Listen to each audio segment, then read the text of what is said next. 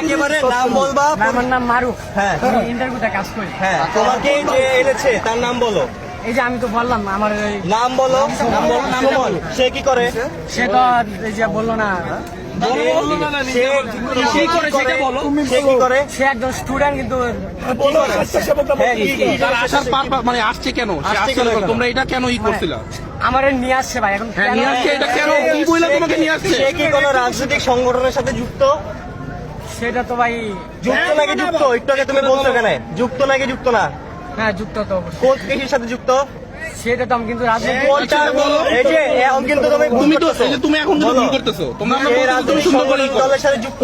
কেউ মারবে না। কেউ মারবে না। কেউ মারবে না, কেউ কিছু বলো। করবে না। সে কই কিসের সাথে যুক্ত? কোন রাজনৈতিক সংগঠনের সাথে যুক্ত? ভাই একজন সাংবাদিক দেখে নাম বলো।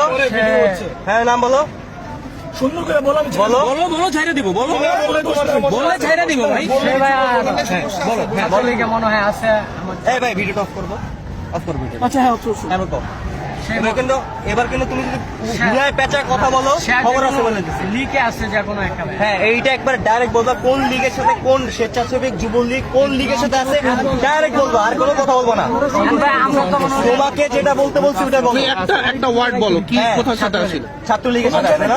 ঠিক আছে, তোমাকে ঠিক আছে, যেটা ভাই, বলতে ফোর্স করতেছে না, আমার নিজে বলবা। হ্যাঁ, বলতে নিজেও ভাই বলতে পারি না। আচ্ছা, ঠিক আছে। তুমি কয়জন আসছো? আমরা আইসি মনে করেন কয়জন? 15-20 জনের মতো।